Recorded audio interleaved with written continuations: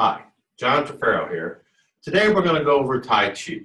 I've heard from some of the people in Sequoia that they would like to learn Tai Chi, so we're going to take it just from the beginning, like a beginner's class.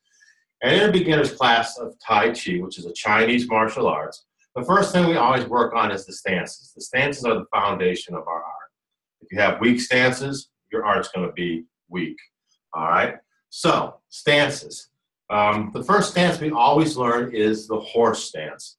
To get into the horse stance, we're going to we're going to be standing here with my feet together. My feet are going to go on a 45 here, toes, then heels, toes, heels. All right? This gets me about shoulder width and a half apart. My hips are going to be forward, my back's going to be straight. I'm going to drop my weight down.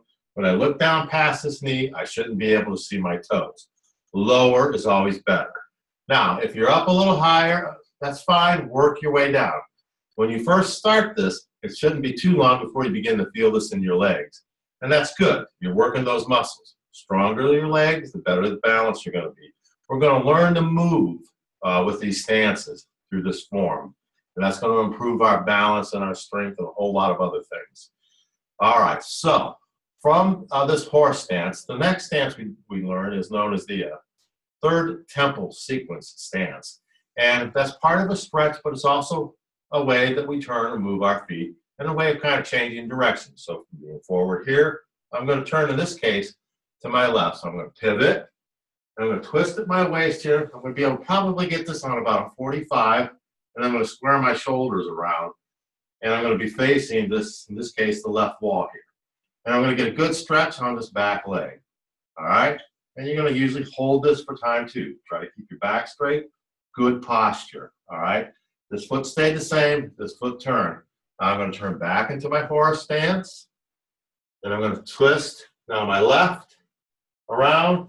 Right stays in the same place. My hips are on the 45. Shoulders are squared to the right wall here.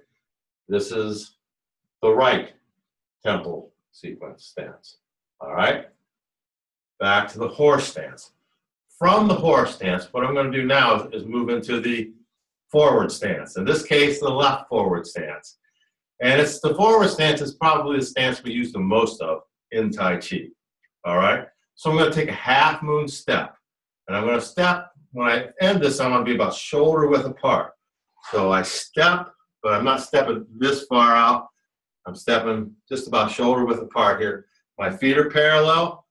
My weight's 50-50. I'm balanced front to back, right to left. Now I can step with my back leg, which this case is my right leg. Same thing. And I can also go backwards with that half moon step. All right, and you should practice this till you get smooth moving forward and backwards.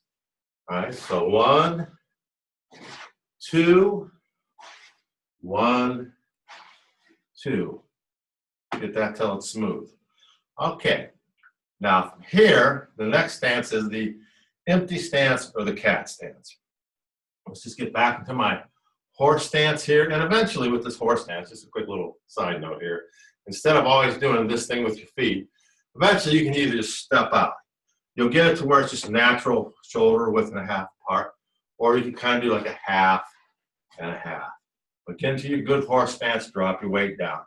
Now from here, what I'm going to do is my empty stance and my cat stance. I'm going to pivot, in this case, my left foot, point my toe completely to the left, shift all my weight to this left leg, come up, drag my right foot over, and form like a T, if you will. With this foot here in front, I should be able to pick that up. All my weight's on this back leg. Now, you can practice holding this for a while, and there's going to be a lot of strain on that back leg, but that's going to strengthen that leg. All right, so this is the empty stance, the cat stance. All right, so back to my horse stance, pivot, and I can come to my left cat stance, empty stance, be able to pick that leg up. Now, from here, we can kick a lot of times, and we do, or it's a transitional step. All right, so from here, I'm going to step out into what's known as an L stance. All right, so this is an L stance. It's a lot like the forward stance. The only difference is the back foot. The back foot, instead of being pointed forward, along with, in this case, the left foot, it's here 90 degrees to it. Thus the name L stance. All right? So that's the only difference. All right? L stance, forward stance. All right? That's a right L stance, right forward stance. That's the difference there. The next stance we're going to go over is known as the bow and arrow stance. So from here, we're in our horse stance. You know, again, this is to start to feel natural to you. You just feel it, step right into it. It'll feel really good. The bow and arrow stance is a pretty easy stance. All I'm really going to do is I'm going to shift my toes, in this case, on a 45 to the corner. There's really only 8 directions that we're going to worry about in Tai Chi. There's like what's in front of me, back, left, right, and the 4 corners. So in this case, my toes are pointed to the upper left corner. All right, and that's my bow and arrow stance. So I shift my feet, and I'm going to drop my weight down. Lower is always better. Eventually, you want to get that to where you can get really deep and low. And you want to switch, pivot, okay, come back up. That's the bow and arrow stance. Now, like I said, lower is always better, so work for time. Try to get your stances lower, hold them longer and longer. I talked about the horse stance being the first stance.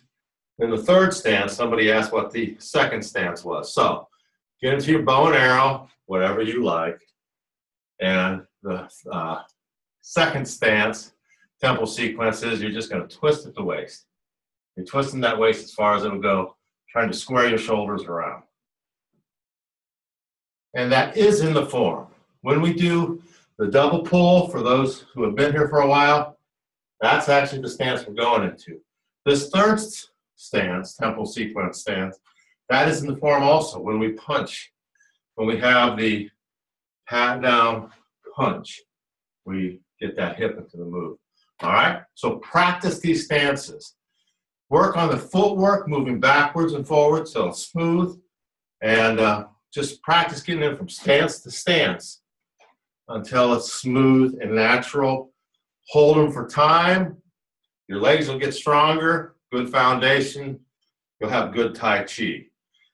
Next time we'll talk a little bit more about the benefits of Tai Chi. We're going to get into some of the combination stances that we use for moving around. For example, the brush knee or the step behind and the steel step for moving and combining some of these other stances.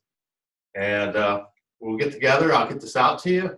We'll also get on Wednesday to take care of any of your questions. Thanks for being with me, and practice your Tai Chi every day.